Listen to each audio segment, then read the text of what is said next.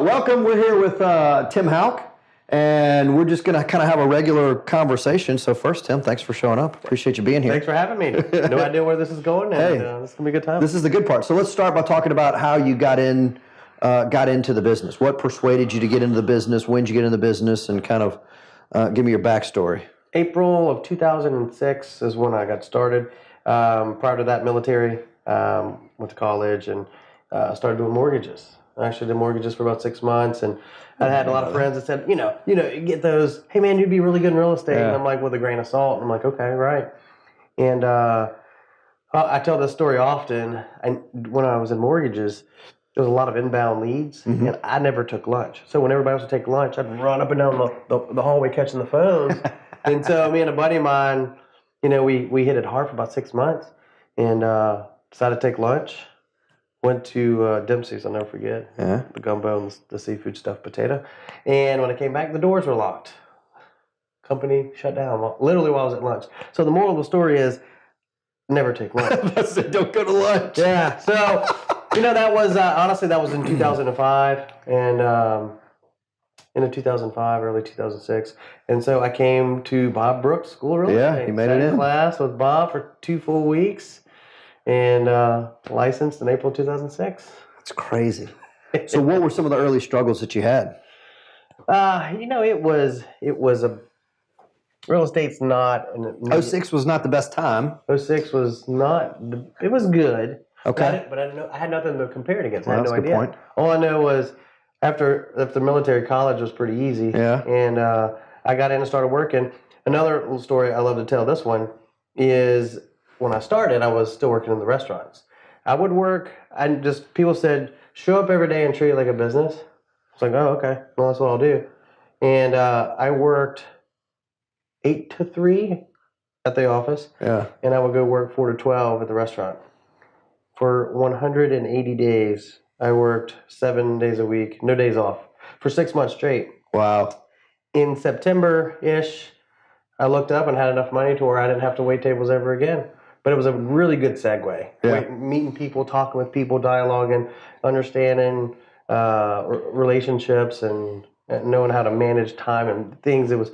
So some of the early struggles was getting moving from instant gratification, right, waiter money, bartending, money, to something that had a delayed gratification. That's interesting. I always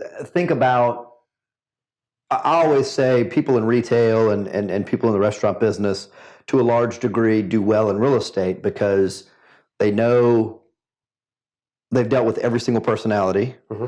They know what irregular hours are, and they know what hard work is. So it kind of make an easy transition.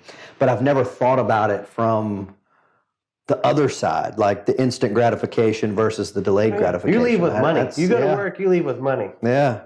Here, what we do now shows up 30, 60, 90 days later, and it's my team is sick of hearing that statement, but it's fact. So what do you attribute that to? Like, how did you make the transition? I mean, how do you think that you got here? I think that I showed up every day, and I did it even when I knew that if I talked to enough people, I would go on enough appointments. And one of the appointments that some of those were going to convert, and I just simply followed that. That's just what I did. I'm not very smart, but I know to show up every day. And I really think that was, honestly, that I didn't give up. Yeah. I wanted it so bad. Nothing was going to stand in my way. Yeah. And showing up, making it happen, it was tough. Doing a Saturday open house, a Sunday open house, back to work on the restaurant. Right. Literally, for those 6 months, people thought I was literally insane. But I love proving people wrong. Yeah. And I wasn't insane. Here we are, 13 years later. So I like the concept of talking to people, leading to appointments, leading to sales. I guess from a more of an introverted person, when you say talking to people, how does that work? Do you know them? Do you not know them? What do you consider, talking to people as? Like, for me, it's relationship building. Okay. It's just solidifying relationships. And what I started to realize early on was, if you're in relationship with someone and they feel comfortable, and so there's the saying, right? People are going to work with who they know, who they trust, and who they like. Yeah. So if they know me, now I just have to get them to trust me. Right.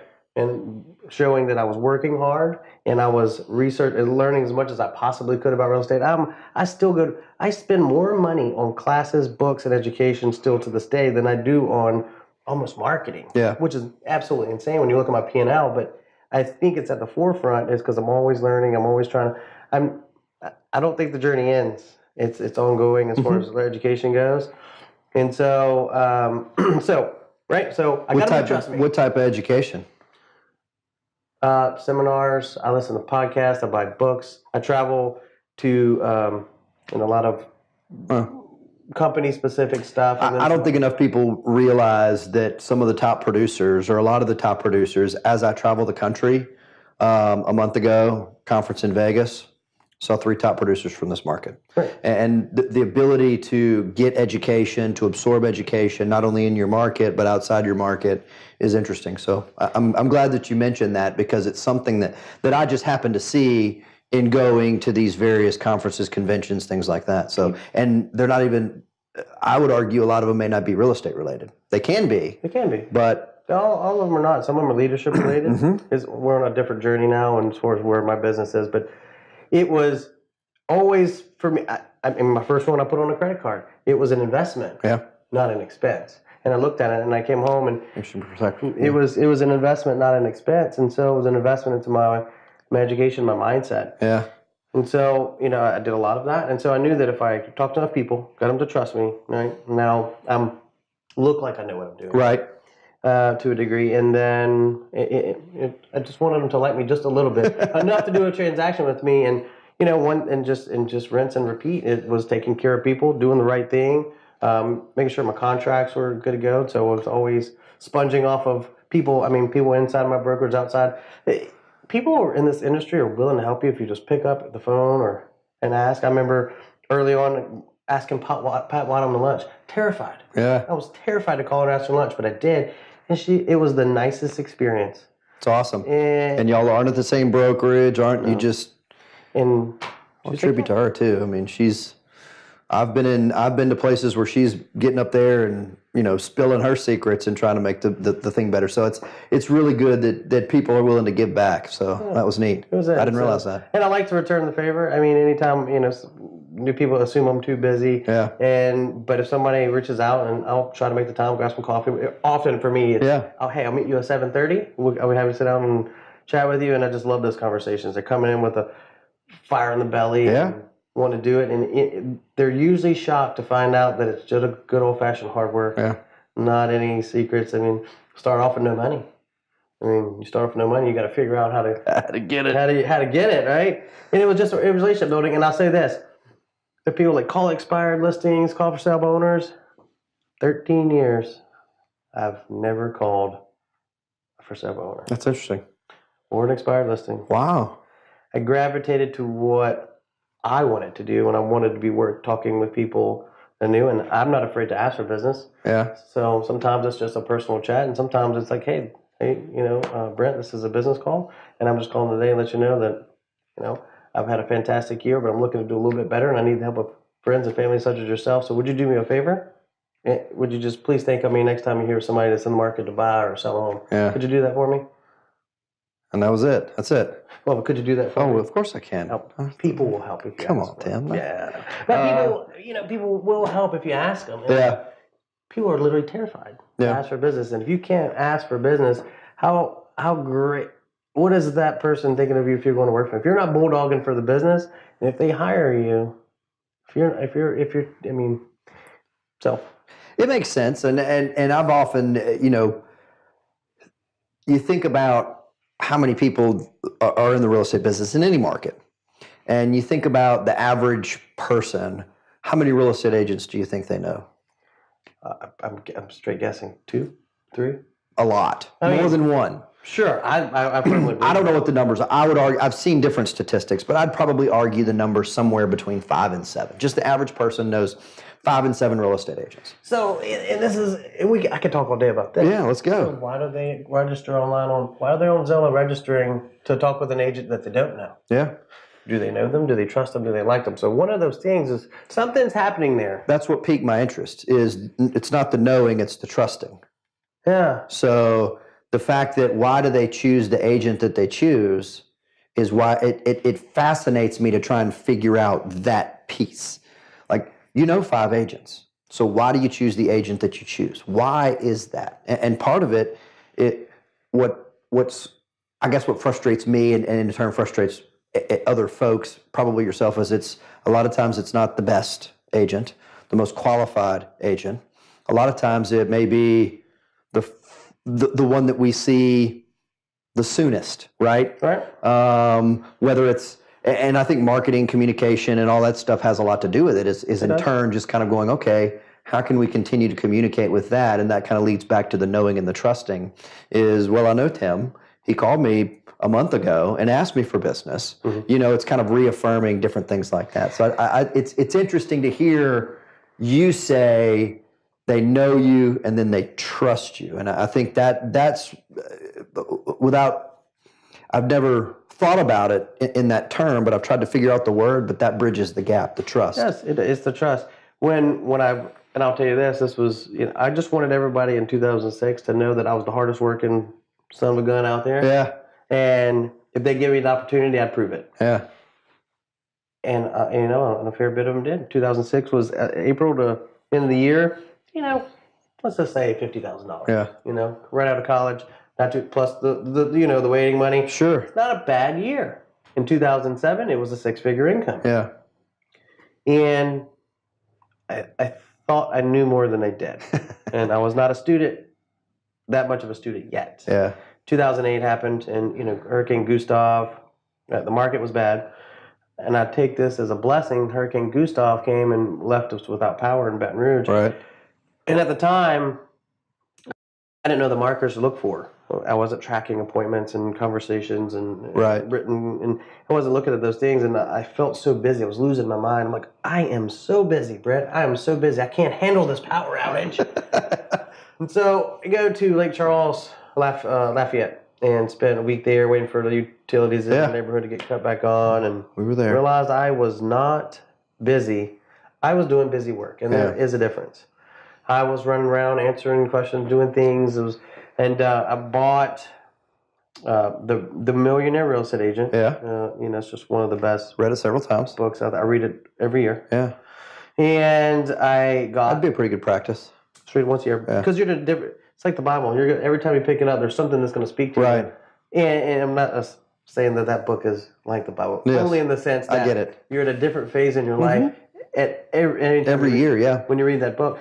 And so there's something that speaks to you a little bit. And I didn't have a database. Right. I had an Excel spreadsheet, which is okay to use. But if you're not using the spreadsheet properly, and so I took the principles of that book in the CRM, and this is what happened. This is what prompted the CRM. I ran into 3 people in like a week who had said, "Oh, my sister just bought a house, and I completely forgot that you were real estate." And so many real estate agents feel that it's your job as a consumer to remember. Right. It's actually the inverse. It's our job to remind them. And so what the book said was stay in front of people 33 times a year and you will win mind share, and they should remember you when they think about real estate. Right. So that looks like, it could be a number of things, but an email a month, a call a quarter, visit a quarter, and a monthly mailer. Well, when the market was bad, there was no money to do the mailer, so I had to use things of efficiency. And social media wasn't really big it wasn't yet. the biggest thing in the world. Yeah. No, it was a little later that came, but I think I did utilize Facebook a little back then. But so it was emails, phone calls, texting wasn't even that big then, so it was good old fashioned stuff, visits, lunches and coffees, and dropping by their house and checking on them and learning about their families and digging in and building relationships. Yeah. And I honestly, in the last decade, I haven't done anything different. Yeah.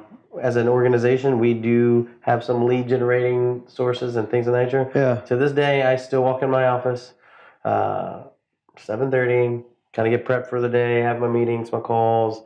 At 9 o'clock, I'll in my CRM, and I call all the people that it tells me to call. Yeah. And I write notes to the people that it tells me to write notes to. And I send mailers to the people that I send mailers to. So you've automated sort of the process of what you have to do. I will tell you that this whole video sort of necessitated by a call from him. And he typically calls a couple times a year just to check on, see how the market is, what's going on. So legitimately, you reached out to me, said, hey, just want to see what's going on. We talked for about a half hour. I was like, hey, come on in, let's do this. So I'm a testament to us sitting here exactly what happened. So it was interesting.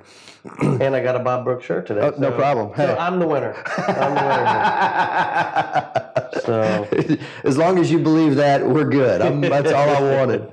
So how did you know when you wanted to grow? I mean, you have a team now, and you didn't start that way. You started out by yourself several years working. At what point did you go, you know what, I kind of want to do this, and how did you do it? 2008, when things were, the world of real estate was real funky. Yeah. I said in 2009, we don't give up on things very easily. Right. I had a job offer to go work with Dell in one of the military departments. Okay. 6-figure income in a city that I absolutely love. And I had one of my mentors tell me I was absolutely crazy if I took that job. And I was like, all right. And okay, I'll give this one good year, and then after that, So in 2009, which was a terrible market, I went on more appointments with people who could not sell their homes because they were upside down and just no equity. They had to write a check. Right. But I made a fantastic, year out of it. It was my best year to date at that time. And then 2010 was a similar year. I went to a conference in February, and the conference was about leverage. Right. And at that time, I was starting to work so much that I didn't enjoy my life. Right. I can be a workaholic, but back then, right, I was building websites. So I'd like work all day. I'd spend all night building websites so I could try to generate some more leads. Correct. Because I'm pretty hungry and I want more business. Yeah. And so I want to, generate some buyer and seller families that want to buy homes. So, but I went to the seminar on leverage, and I drove home and I thought about it for a half hour. Right. And I didn't really have the income I thought to make a hire, but again, they just said do it, so that's what I did. And I was like, I'm going to make a hire. So I picked up the phone. I called a buddy who had been laid off, and who's an absolute success in this business today. Trey Willard, good friend of mine. And I said, hey, if you'll come work for me, I'll do everything I can in my power to make you 6 figures your first year in real estate. And he said, okay. And he did, and that was March. What a leap of faith, man. It was a leap of faith. Yeah. He had faith in me, and I had faith in him, and it was March. In September, he got licensed. And from I think it was September to September, we had achieved that goal. Wow. He got his license, and I mean, he's doing fantastic. He does. But he sat with me for years and watched me prospect. And you know what? And he does such a good job of it still. His business is awesome. Yeah. And watching people grow and thrive in this business is super cool. That's neat. So that was it. It was just a leap of faith is hard. It was a leap of faith. But they say, on this day, they said when you make a hire, your business will grow by 50%. And you know what? It did. And so once I made that first hire, we got so busy I had to make another hire, and then another hire. Yeah. And I'm following the models that are in the Millionaire Real Estate Agent book. I've been obsessed with that. So what do you look for in your team members? Hungry, humble, strong work ethic. Yeah. They need to be, if they're on my sales team, they need to be people. Yeah. They're going to have a much more natural talent for spending lots of time talking with people and showing them homes. I do love my introverted people a lot. I have very good dialogue with the introverted people. I like the organization. Sometimes they're a better fit in our operation side. Yeah. Sometimes they do really well on my sales team if should they desire to do so. It's just a little bit more natural to spend hours a day calling people. Yeah. But if they want it bad enough, they succeed. I have a couple of people that would be deemed introverts, and they're doing quite well. Yeah. It would terrify me if you gave me a list of people I'll pick up the phone and call you, but if you gave me a list and said I had to call 3 people, it would terrify me. Really? I don't know what it is about that whole aspect. I have no problems talking to people, but the calling, easy. front of the camera. No problem. All the time. No problem. Unbelievable. Isn't that weird? I can't figure that out. So that it just kind of I've tried to think. I've been thinking a lot about this year is about sort of the personality aspect of it, and just trying to figure out how do you mesh personality, like how does a team form, and it doesn't necessarily be a real estate team. It's husband and wife, our business. I'm big on fit in our business, and I always say look. I can teach you what you need to know, but I need you to fit in our world. And I was several years ago. I was talking to a friend of ours, mutual friend of ours, Doug, who's actually been on this as well. And he told me, I may have told this story when he was with us, but he told me to give him one of those disc profiles, and I believe that's all hocus pocus and all that stuff. But in any event, I give 3 candidates the profile that I was looking to hire. And one of them didn't answer, so you're out. The other 2 came in. One was exactly like me, one was the exact opposite. For some reason, I hired the exact opposite. She's been a dream. She's been a dream. Like it's worked so well, and I tell her that all the time, and I feel like, Yeah. Well, she was exactly what we needed at that time, and to this day, she runs that office smooth. And it's just because for some reason, she sort of is the yin to my yang, where I'm more of a, hey, let's go. I'll take it and dump it on her desk and move on to the next thing. And she's much more of a, time out. Don't walk out of this office until you give me X, Y, and Z. Oh, I forgot. When I'm looking for someone that's on our operations team, they typically are the opposite of me. And I dialogue with them very well. People like me, high energy stuff or details or now I'll credit some military, my attention to detail. I can catch it. Yeah. I can catch it very quickly. But typically high energy, high personality people are really poor with detail. Yeah. And so when you have people that are really good with that, who are spot checking our contracts, making sure the closings are going the way they need to go, right. Contacting insurance and title and the appraiser and the lender, and kind of getting all those details together.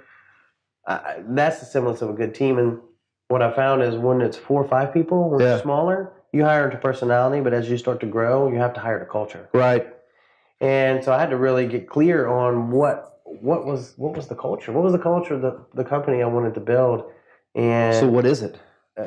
1, you got to be hungry. 2, you got to be humble, and you got to love success. And you don't have to be a people person to be in the organization, but sacrificing a client's needs for your own is just not really tolerated. Right. It's a I can love you, but I can love you from afar. Right.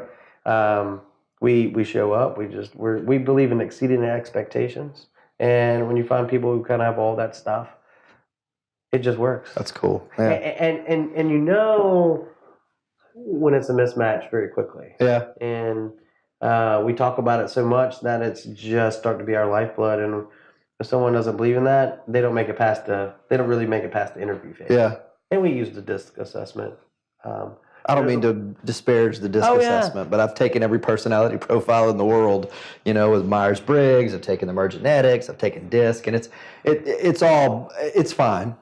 That's not my, and don't ever tell me, well, your personality says you won't like this, because that's what they all say, and I get it. But Well, the one time I've used it, it works, which really kills my theory. It's irritating. It does work. Yeah. But it's like your horoscope. You can look into that stuff. Yeah. 3 ways of Sunday, and one of it's it's gonna suit whatever narrative you may want. Sure. Whatever narrative you want to see. So what do you think 2019 holds from a real estate perspective? It's going to be a good year. Rates are in flux. Mm-hmm. They have dropped. I think the cost of new construction is such that it's unobtainable for a lot of people. Yeah. It's going to be unobtainable for a lot of people. It's going to prop up our resale market. And I think it's going to be really good. I think we'll see rates. I talked to someone this morning that they kind of went back up. They raced over the weekend gains. Right. But they're going to hover somewhere in the low to mid 4s, I think, for the year. It's going to be a good year. Next year and the year beyond, I think, is when we'll start seeing listen, I'm not a doom and gloomer. Yeah. It will shift into more inventory market, more than 6 months. So that is considered a buyer's market. I think it's healthy. I mean, It it's is the, healthy. it just. I think the shift. You look at Baton Rouge and how long. I mean, you could make an argument that they've probably been in, or we've probably been in a low inventory seller's market since '05. I mean, it's it's been there a long time, but there may be little pockets in between. But I think you're right. I think there might be a little bit more healthy market coming. Oh yeah, It's a different conversation. it is a different conversation, and for all intents, but Baton Rouge is one of the most recession-proof markets you can be in. We never see any sexy stuff happening, right? It never swings one way wild one way or the other. And so when it does go down, it doesn't. So even in '08, when everybody was listening to the national media, did it get tough in 9 and 10? Was it tougher? Yes, but there are people that need to buy and people that need to sell, and those things are going to continue to happen. There's unfortunately going to be divorces. There's going to be relocation in and out. There's always going to be business. People are going to be getting married. They need a bigger home. Yeah. People, and that's the cycle of the business. Well, that's good. It'll be interesting to watch with the new construction though. So you think it's going to be too expensive for a lot of people? With the tariffs and the cost of lumber just went up again. Yeah. When you're looking at neighborhoods that are teetering at 300s and 400, 300, 350 a square foot, it's mind-boggling to think that that's what's happening here. But if you've ever looked at our over time, the U.S. the price increases. And Sure. It puts along, and it's had some up and some down. But you look at Canada. Canada has been a straight one, and it's teetered somewhere around 3.5%, 4%. They say anything over 4% will come down. Like 4% what? Appreciation. Okay.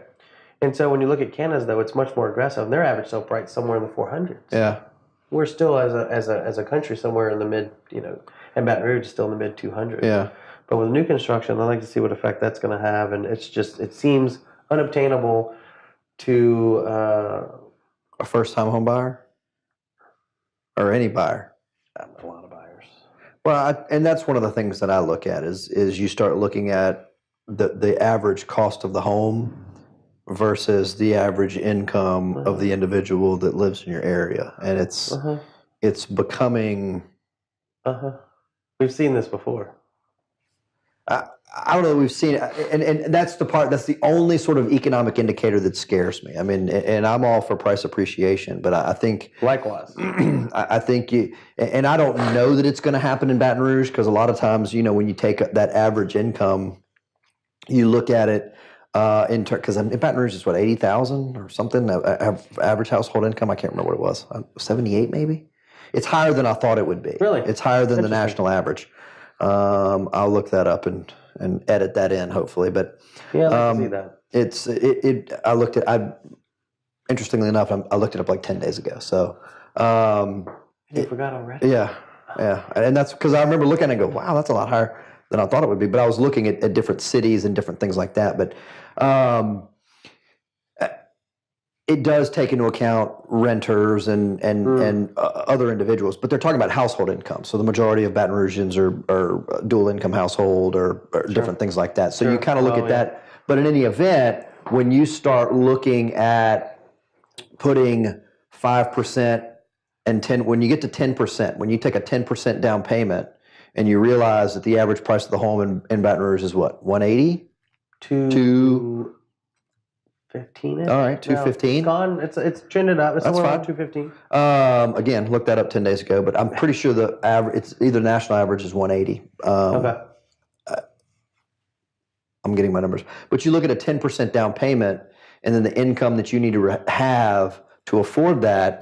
That's what concerns me. Is I don't know that Americans in general have that kind of cash laying around to put that down payment down and qualify for that type of income. So it's interesting. It is interesting, and I'm all for it. They have it, but they have it in the equity of their house. Right. And so if they lose equity in their house, that's a whole different deal. But where does it go from here? I mean, if we had if our city were growing at a big enough pace where there's enough people moving in, things, I think it would be sustainable.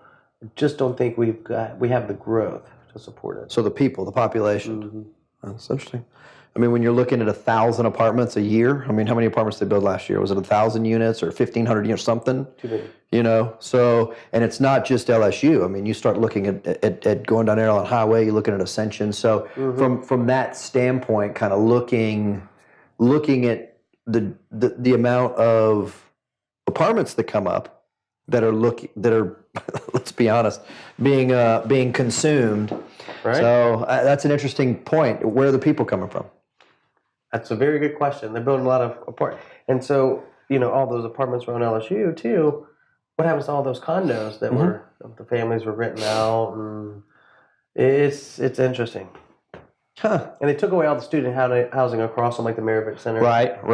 Now it's back. Yeah. Right. So they went It's going to absorb. Yeah. and now they're going away, and now it's coming in again. We're in some interesting times.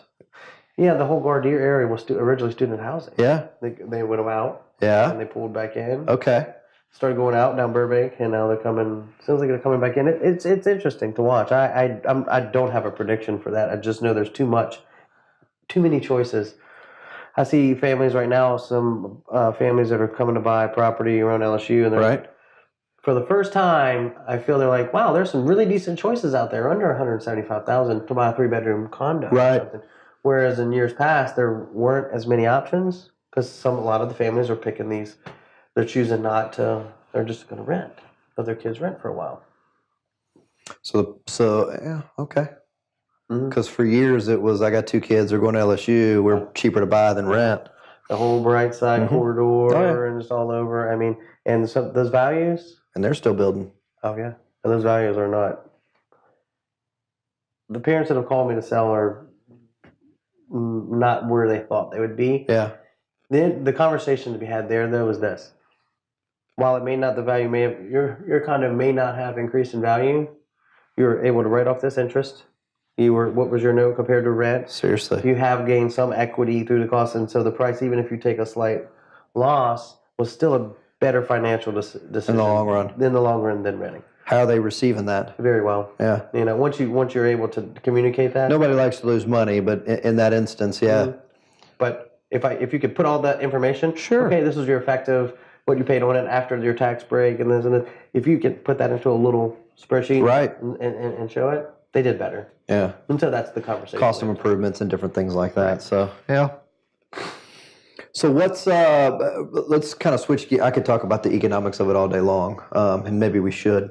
So what do you see from an agent standpoint? New agents, again, there's a conversation to be had. I heard it all last year. I haven't heard it nearly much this year about the professionalism and that sort of thing. So what do you see from a new agent perspective in terms, if you had to talk to a new agent, if an agent called you to sit to lunch and said, what do I need to know? What would you tell them? I would tell them, and this is the conversation I have with them, buy the red book. Yeah. Here's what you need to do. You need to get educated as fast as you possibly can. You can study that contract 10 ways a Sunday, but until I've done hundreds, and I mean at this point probably thousands of them. Let's just say we've been through that, and they're all different. Yeah. It is important that you understand that contract, but it's also understand that you need to return phone calls. Yeah. Okay. It's important that you're a student of the industry, not just of the contracts. Right. And there's that professional goes a long way. There's a lot of deals, the sellers who want to buy, but there's not good dialogue between agents. I get offers. For example, I had an agent contact me, a little upset. They didn't respond to their offer. It went to a quarantine folder. Yeah. They sent it through some unknown program. Went to quarantine folder, and no one saw it. Didn't get a call. Didn't get a text. Right. There was no other communication, and would have loved the opportunity to work with them. In the interim, another offer came in, and that was fortunately for our seller the better offer. Yeah. But what if it had not been the better offer? So point being, they were a little upset, and I was like, listen, I truly apologize, but we never received your offer. It didn't come through. There was no communication. And, how does that buyer feel? Right. What is their interpretation of real estate agents at this point? You know, and so we have to protect what we have. The industry's changing, man. Yeah. You know, there's some other players in the field trying to.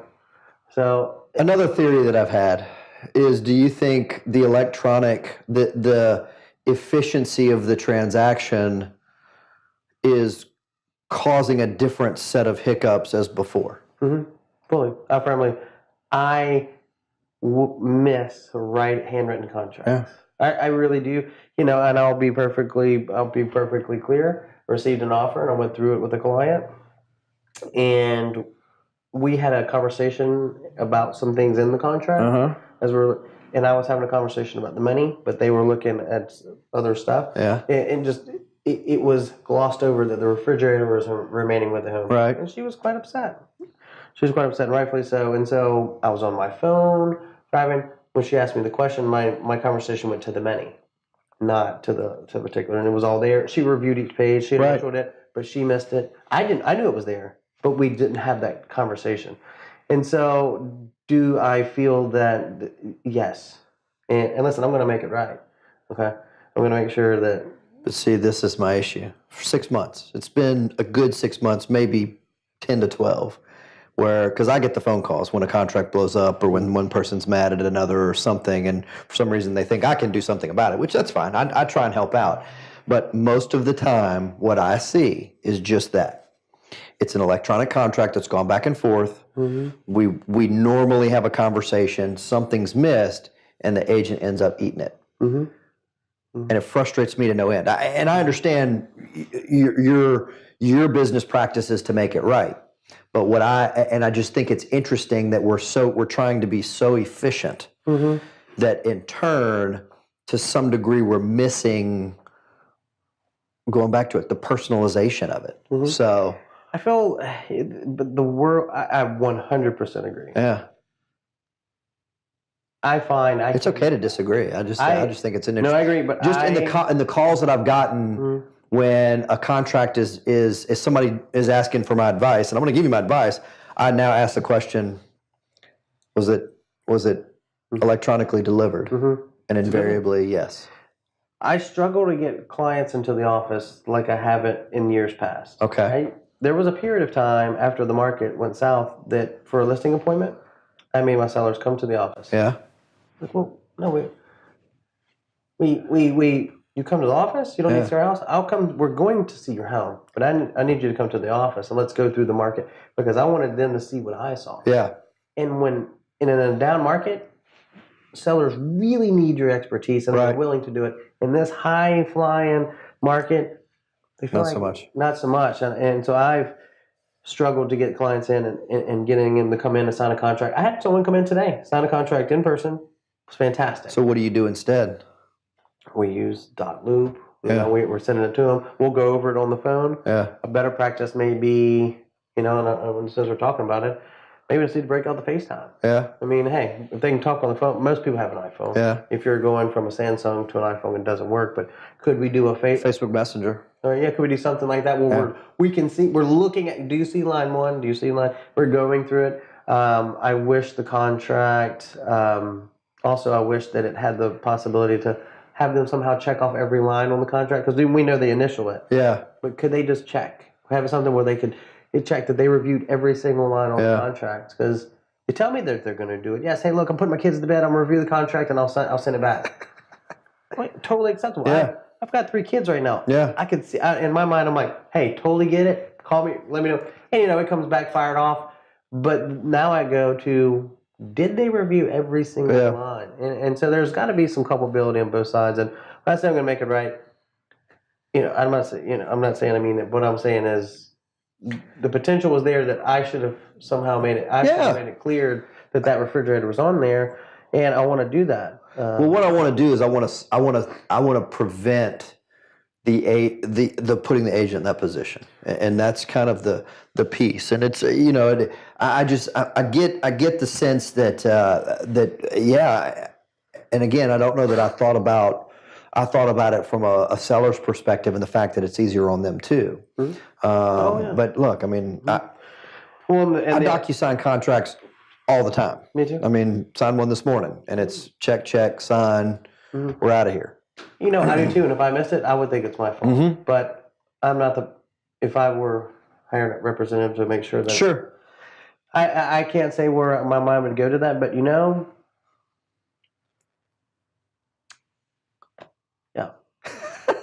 We've got to do a better job of this. No, it's just a thought that I've had. It's a theory that I've had, and it's good. I've talked to several people, and a lot of people have confirmed it.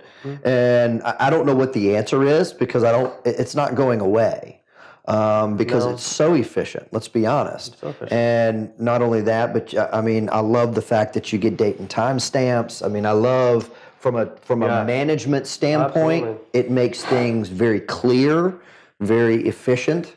But again, I do think that because it's efficient, maybe it's a re-education where we go, wait a second, let's take some time and go over this thing. And here's an offer, and maybe it's before the offer's presented. We go, okay, these are the things that you kind of need to pay attention to. It's this piece, and if this is important to you, Right. and you start looking at the contract, whether it's flood zones, whether it's the child predator, registered sex offender, whether it's the refrigerator, just say, hey, what's important? These are the main chunks of it. Right. And if there's anything you want to talk about, but I don't know. I think it's interesting. It is interesting, and at the end of the day, the contract belongs essentially, right? Correct me if I'm wrong. If there's any modifications, it's the broker needs to be. Yeah. And that I don't know that conversation. There's. Look, the contract's between the broker. I think the broker's the ultimate responsibility. It's hard. I mean, I talk to brokers all the time, and they're in an interesting position too. I mean, absolutely. Can you expect one broker to review 1,000? Let's say you have 150 agents in your organization, and they're writing. How many contracts would you be reviewing a day? A lot. So. And there are some brokers that actually do it, but it just, I think there's a lot of this on the education piece too. I talk to who's responsible for education. Some people say it's whatever real estate commission. Some people say it's the board. Some people say it's the broker. And I feel that the conversation about the contracts is the same thing. Everybody feels like it's somebody else's responsibility. Well, to some degree, it's kind of all our responsibility, right? I mean, you said it yourself. Is to sit down with another agent, really help them with the transaction. You've accepted that responsibility, whereas other agents may not. So I think That's interesting. I mean, here's another question. We had a board meeting, last month, and there were some proposed changes about the contingency, right? And we had a very healthy discussion, and on both sides of the equation, it was an amazing conversation. Yeah. I thoroughly enjoyed it. But the question came up. It's like, well, if we change this, how is every agent and the board get notified about this? How are they going to know how it's all changed? How's everybody going to have? Yeah. So I don't. And I had to ponder. Well, does that fall to the board? They send out an email. So if people don't get the email, does it fall to the broker? Who catches that? And we would be back for the proposed changes that are coming on that contract. We'll be much better shape to protect all parties. Yeah. But how does it get disseminated? I mean, beginning of the year, I'm still getting contracts on the old form. Yeah. Yeah, the old form. I mean. Did that agent not know? Is the broker not having it readily available? They're trying to use the old stack before they get to the new stack, those are perpetually frustrating issues. I know for boards from the communication and dissemination, there was one board, I can't remember which one it is, but basically, they'll send out a survey. Just disregard that. No big deal. We get ambulances around rolling this road all the time. I wish I could live in a soundproof room, but I can't. But we get, they talk about the communication piece where they communicate via email, but to some degree, do those emails, because they send them, and you can look at it from a marketing standpoint too. I mean, we send emails, and it's the constant. Am I sending too many? Am I not sending enough? But I want to give you information, but this one's going to be really important information. Mm-hmm. So how do I make this one different? This isn't the regular spam. This is really important stuff. So when email first came out, it was very efficient. There was face-to-face phone call, and then you had your email. Now it's text, email. You can get it through. I have 4 email addresses. An company intra site. Then you got the borders get through. Did it go to the spam? I get so many. Did I delete it? It's inefficient. So do you market with email? I do. Yeah. I do. Does it work? Is it effective? Is it effective? It is effective. But Isn't that interesting? I look how I consume my email, and then I look at the statistics as it relates to our marketing email. Oh, wow. Well, the thing is, a very successful newsletter for me is an 18% open rate. 18%. Yeah. But I know that you're getting more than that. Yeah. Because I was in class one time, and I was in Lafayette, and they said one time, they're like, man, you send me too many emails. I just delete them. I never open them. And I go, I won. They're like, what are you talking about? I was like, because you knew that I sent you an email. That's right. I was like, it doesn't show up in my open rate, but I won that you know that I sent you an email. Okay. Yeah, right. So, I think there's some consistency to that. We send one email a month. It's a newsletter. They can opt out. What's in it? Man, it's always something to do with some property, community events, what's going on with our team, maybe some statistics, things that we're doing differently. That's awesome. Maybe something fun, like things to do in festival schedule, just stuff we feel like people want to see. How do you put that together? What's your process? Do you do it all Yeah, so I have a little marketing team in-house, and we do it, and we go through MailChimp, and we track the open rates and all this stuff. But, the thing is, in addition to we're doing a mailer, so it's so twice a month. If they're not opening my email, they're getting something in a postcard, and they get a phone call from me once a quarter. They get invited to our client events. Yeah. We're on social media. Your Pi Day, I love that. It's my favorite. I use it all the time in class. My favorite day. Talk about your Pi Day. Sorry. So on March... I just love creative stuff. Yeah, March 14th every year we do Pi Day.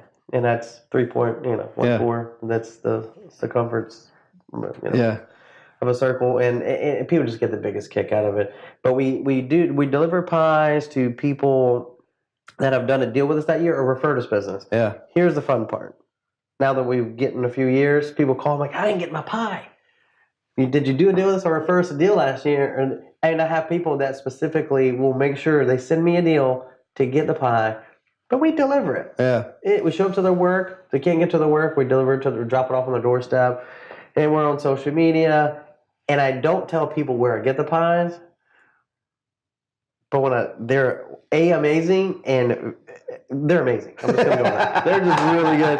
And I've got the price now, over the years, I've got the price down to like $6 per one because I'm buying so many. And man, it just creates that. That's awesome. I love it. People always send me pictures of apple pie and ice cream the night they get it. Yep. We're communicating, and it just creates that dialogue. Life is busy, and we appreciate the people who do business with us, and we just find ways to give back and have fun. And I think it's really good that we do things during the holidays, and to just kind of create something that's so different and so unique. I really think that's awesome. So. No. I've kept you long enough. I appreciate the conversation, man. This was awesome. It's fun. All right. Let's do it again. We could talk economics the entire time if you like. I'll do my research. Armed with my numbers. That's right. I'll come with my numbers. You come with your numbers. Oh, I love numbers. All right. Completely not my personality profile. It is not. No. It's totally right up my personality profile. That's bizarre. Well, man, thank you so much. Thanks again, man. I appreciate it. Appreciate it.